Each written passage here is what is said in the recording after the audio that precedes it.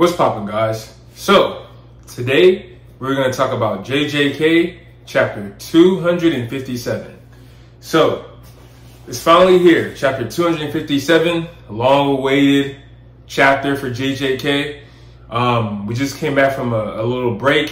Usually what happens is Gege, he likes to do a chapter, maybe 2 chapters, and take a break, right? Like a 1-week break, and then do another chapter, and then another chapter, and then take another 1-week break. So he kind of does 2 chapters in a row, and then takes a 1-week break, and then same thing, another 2 chapters, and then takes a 1-week break. And I'm totally fine with that, you know, helps build anticipation, and it also helps with like creative process and writing and figure out the direction that you want the overall story to go. JJK has been really one of the best up and coming mangas of the past really 2 years, honestly. It's gained a lot of notoriety within this year, of course, with the JJK leaks always trending all the time. And we have Megan Thee Stallion dressed up as Gojo and stuff like that. A lot of artists and people, they watch Jujutsu Kaisen a lot. So it's gained popularity and notoriety, and it's well deserved. So in chapter 257 here, we come back from basically when Yuji awakened from his black flash. He had an awakening basically of his latent potential. So this new chapter, we're actually going to basically dive deep into that awakening and see what that is kind of starting to look like. It's not like the full scope of it, but it's just, you know, Gege's giving us a little bit of what it looks like, right? So the chapter starts off with Yuno and Gojo talking about him using Hanami's blade and stuff like that. And basically Gojo gave Yuno the green light to use his blade and everything. And it goes into the chapter of where basically Sukuna's talking to how do you pronounce her name? I think it's Urame. If I pronounce her name incorrectly, forgive me. But yeah, Sukuna's talking to her, and basically with the conversation, she's wondering like basically who Yuji is. Like, why does he have this much potential and things like that, right? She's wondering, how does he have this much power? Sukuna ate his twin brother, right? He ate his twin brother in the womb. And that's basically the big reveal. A lot of people were talking about how Sukuna was a twin. That's why he has 2 arms and 2 mouths and eyes and stuff everywhere, or 3 mouths or whatever. But they're suggesting that he is a twin.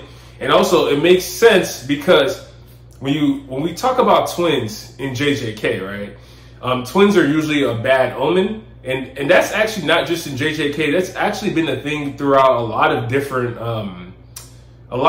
nations and stuff like that. So like, I think if you take a look at, I believe the, what type of nation? I think the Roman nation, or one of these gladiator nations or some sort, where they would have twins and they would, like, I believe either kill one of the kid or kill both of them.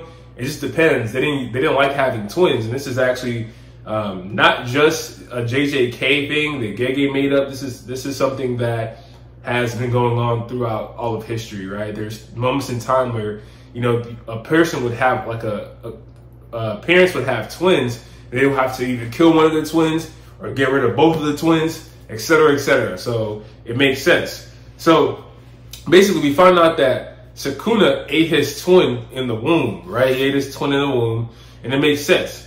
So when we talk about twins and we look at Maki, her twin sister, had to die in order for Maki to reach her full potential, because the problem was with the way that twinning is, Maki couldn't have her full restriction, right, placed upon her, heavenly restriction placed upon her, because her sister was basically still alive and still had cursed energy. Even though her sister had basically little cursed energy, it was still enough to where Maki couldn't get like the fully realized heavenly restriction until her sister died. And I'm pretty sure if Maki would have died, her sister cursed energy would have increased. Like, it's like the reverse. And to me, the same thing would have happened to Sukuna, his twin, if they were actually birthed or born, both of them into the earth, right? But in the womb, Sukuna actually ate his twin. So that means that, you know, that restriction or the power, like the separation of power that was happening to Maki never was realized within Sukuna. He was actually able to amplify his powers by consuming his twin, right? And then basically the soul of his twin, through, you know, just like, what is the terminology called, where basically you're through reincarnation, basically became Yuji's father, right? So Yuji's father is the soul of Sukuna's twin, right? That was in the womb. And as we all know, we know what Kenjaku did, right? He pretended to be Yuji's mother and basically, you know, did the dues with Yuji's dad. And then that's how Yuji was born, right? So basically, Yuji is Sukuna's, I believe, nephew. So that's pretty much the scope of it. And that's why Yuji has such latent potential, because he comes from the same bloodline as Sukuna, if you think about it, right? So he has such latent potential and was a good cage for him because of the fact that, you know, they share the same bloodline, basically. And so throughout that discussion, Urame wondered, you know, basically reach his full potential or tap into his potential like Sukuna, right? So, and in the next basically scene or chapter, then we go into physical combat. And I'm not going to talk about what, you know, the whole thing. I'm just going to give you a synopsis and stuff like that. So Yuji's pretty much locked in, right? Yuji's locked in.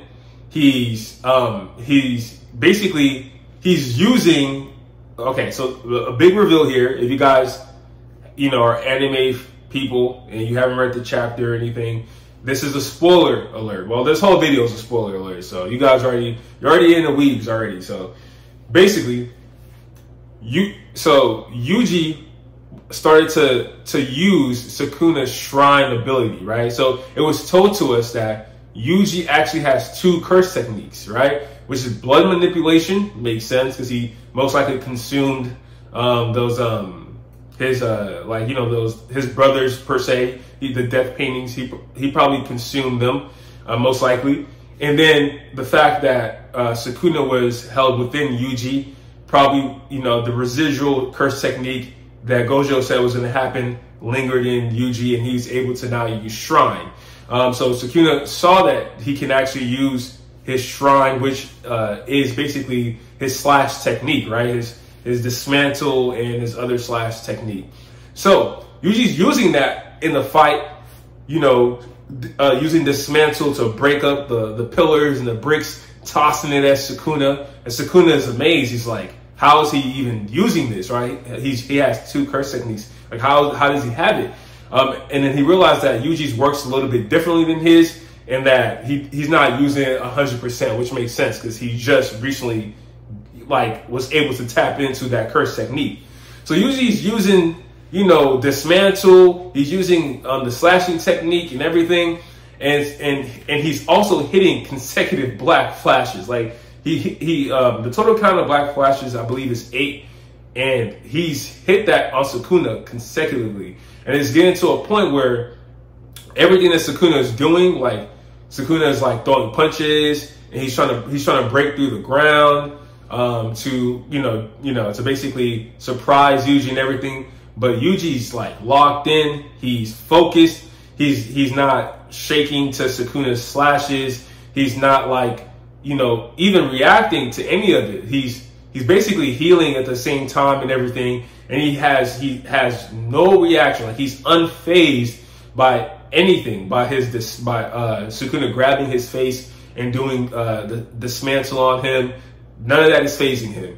He's just going straight in, and he's hitting a black flash after black flash after black flash, to the point that Sukuna he's starting to get worried. He's like, does Yuji plan to overtake me? Does Yuji plan to be better than me?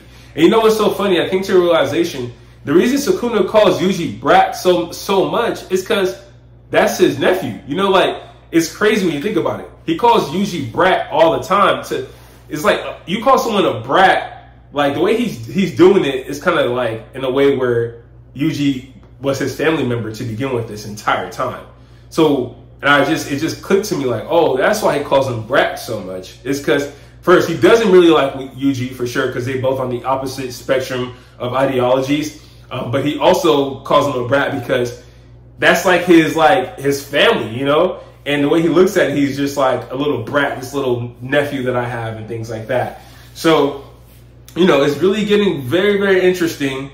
And you know, the last panel, Yuji landed a crazy black flash after helped them with handing his blade and everything. So he landed a crazy one. And now we're going to see what's going to happen. I mean, Yuji now has reverse curse technique. He now has blood manipulation. He affects the soul now. He's able to use Sukuna's shrine technique. He got Sukuna on the ropes. And he's on his 8th consecutive black flash. Who knows what else is going to happen? And we find out so much information in this chapter. It's amazing, right? It's very amazing. And I can't wait to actually read it when the full translation comes out, in the crystal clear picturing and paneling and everything like that. But yeah, that's pretty much it. Yuji he's definitely locked in, and that's pretty much it.